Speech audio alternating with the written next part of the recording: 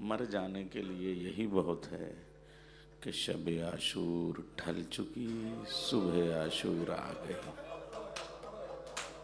ہائے ہائے ہائے۔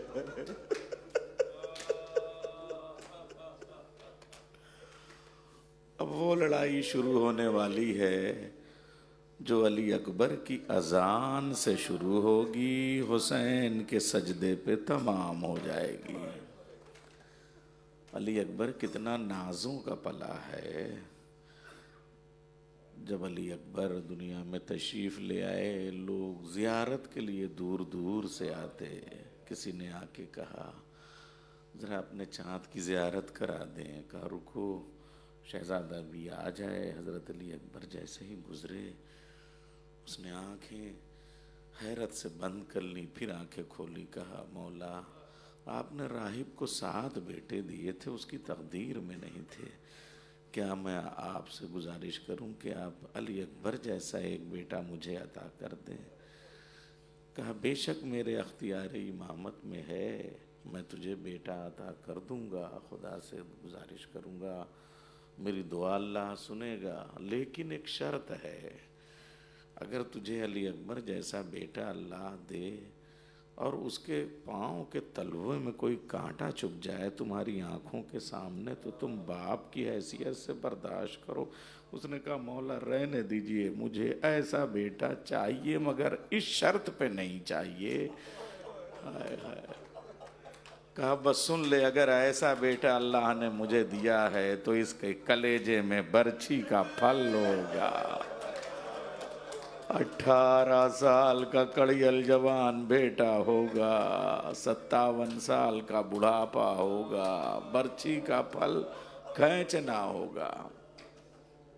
ارباب عزا آ گئی وہ صبح۔ امام حسین کے لشکر میں مولا کا ایک ناصر حجاج ابن مسروق وہ اذان دیا کرتا تھا، مگر مولا کو حجت تمام کرنے کے لیے کہ یہ فوج یزید بھی محمد کا کلمہ پڑھتی ہے، اذان کہتی ہے، نماز پڑھتی ہے، کل کو یہ نہ ہو کہ ہمیں پتہ نہیں تھا کہ محمد کے نواسے کو ہم قتل کرنے آئے، اس لیے اس سے اذان دلواؤں جو شکل میں محمد کی طرح ہے، صورت میں محمد کی طرح ہے، سیرت میں ہم شکل پیغمبر ہے، شبیہ پیغمبر ہے۔ ارباب عزا علی اکبر کی اذان کے بعد بھی جو حسین کے ساتھ لڑائی کرنے پہ حسین کے خلاف میدان میں آئے تو یہ سمجھ لیجئے وہ مسلمان نہیں ہے۔ کل کو ہو سکتا ہے کوئی یہ کہے کہ کچھ شیعوں نے شیعوں کو مار لیا، سید کو مار لیا، اس لیے مولا حسین ساتھ میں مولا عباس کو لے کے آئے، جو شکل میں علی ہیں، صورت میں علی ہیں، رفتار میں علی ہیں، گفتار میں علی ہیں، تاکہ حجت تمام ہو جائے۔ مورخ لکھ دے جو علی کی شبیہ کو کے شانے کاٹ دے وہ شیعہ نہیں ہو سکتا ہے۔ ہو سکتا ہے کل کو جنات یا اور دوسری مخلوقات کہیں کہ ایک انسان نے انسان کو مار دیا، اس لیے مولا 6 مہینے کے شہزادے علی اصغر کو لے کے آئے، جو 6 مہینے کے بچے کو پانی کے سوال پہ 3 پھل کا تیر مارے، وہ انسان بھی نہیں ہے۔ ہاں مولا نے کہا علی اکبر گلدستہ اذان پہ آج تم جاؤ۔ جب جانے لگے تو ایک بار ایک بہن نے تڑپ کے کہا اے بھیا حسین، میں تمہاری بہن زینب، علی اکبر میرا بیٹا، 18 سال میں نے پالا ہے، جب 3 دن کی بھوک اور پیاس سے گلے کا وہ عالم ہوتا ہے کہ آواز نکلنا محال ہوگی، مگر میری طرف سے علی اکبر سے ایک درخواست کر دو کہ اگر ہو سکے تو ذرا بلند آواز میں اذان دیں۔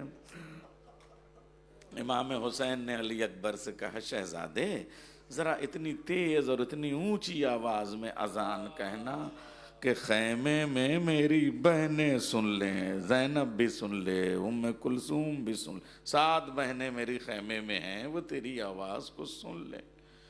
علی اکبر نے قیامت کا جملہ کہا بابا آپ تو وقت کے امام ہیں، آپ کو اپنی 7 بہنیں یاد ہیں، مجھے اپنی بھی ایک بہن یاد ہے، ہائے غربت صغرا، بڑی منتیں کی تھی مجھے چھوڑ کے نہ جاؤ، میں نے بڑے وعدے کیے تھے میں لینے آؤں گا، آپ دعا کریں میری آواز اتنی اونچی ہو جائے، اتنی اونچی ہو جائے کہ خیمے میں آپ کی بہن زینب سن لے، مدینے میں میری بہن صغرا بھی سن لے۔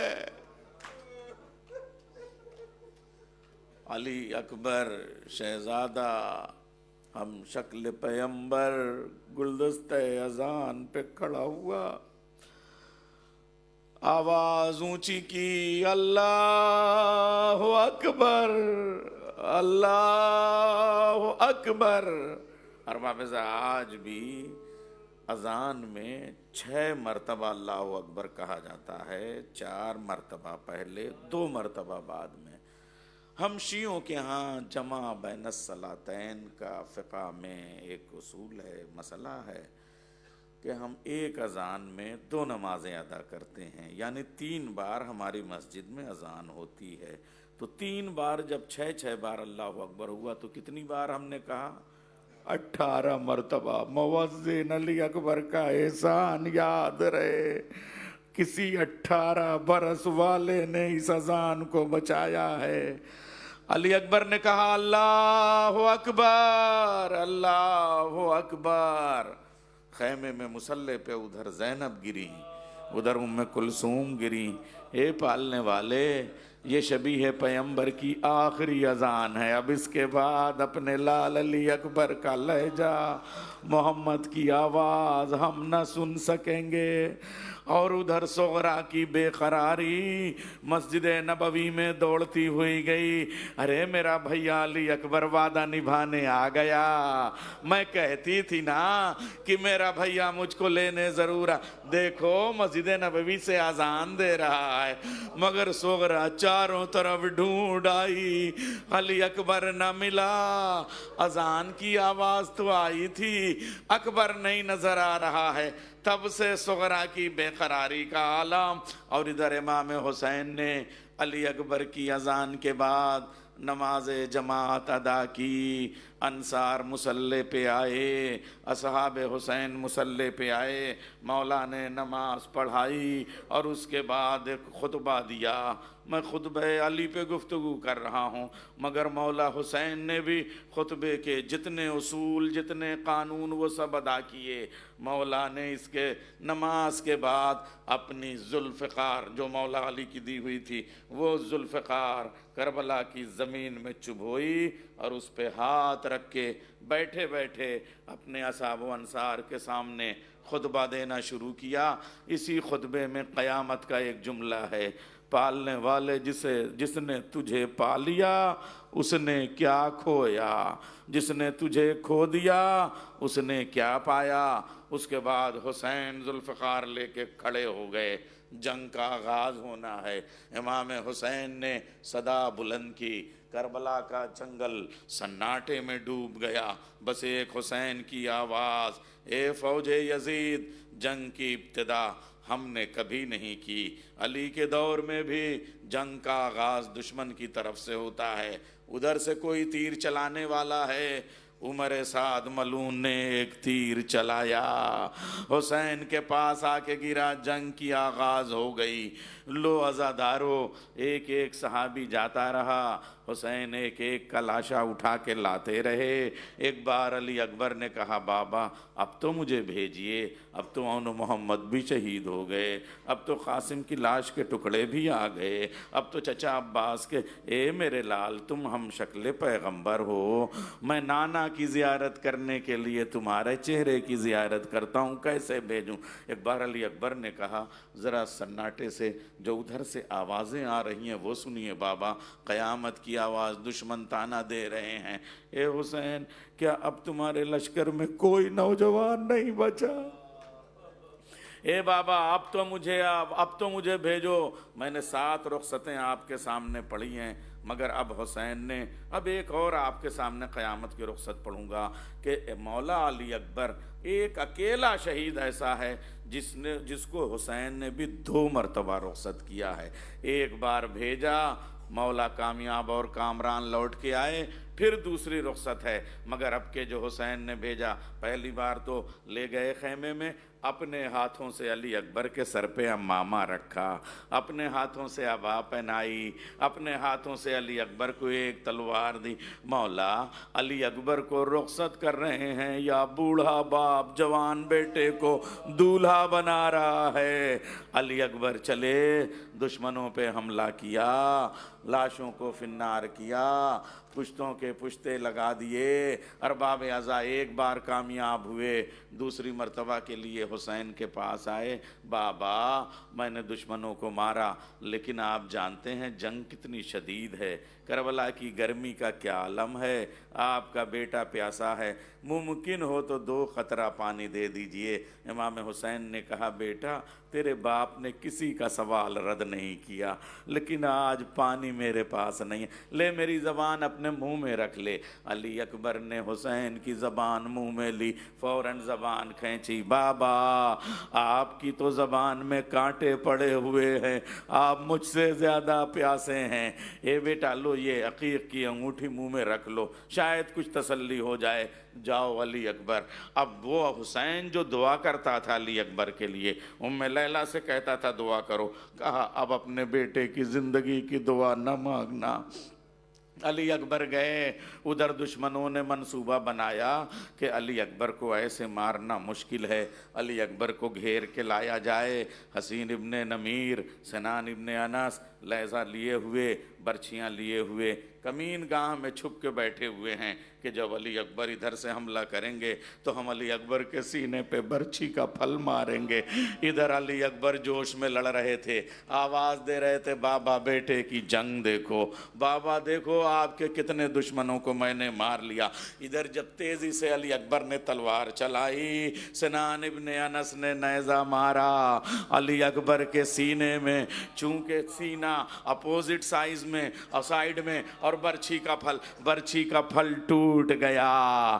علی اکبر زمین پہ آئے، اے بابا میری مدد کو پہنچو۔ حسین یا علی یا علی یا علی کی صدا دیتے ہوئے 18 مرتبہ زمین پہ گرے ہیں، گرتے ہوئے علی اکبر کے لاشے پہ پہنچے، دیکھا جوان بیٹا ایڑیاں رگڑ رہا ہے، ایک پاؤں سیدھے کو پھیلاتا ہے، دوسرا کھینچ لیتا ہے۔ ارباب عزا اتنے میں حسین زمین پہ ڈھونڈتے ہوئے علی اکبر کو، اے میرے لال علی اکبر کہاں ہو؟ پہنچ گئے، مگر جب پہنچے تو ہاتھ دیکھا علی اکبر نے سینے پہ رکھا ہوا ہے۔ اے میرے لال یہ ہاتھ کلیجے پہ کیوں ہے؟ ذرا اٹھاؤ۔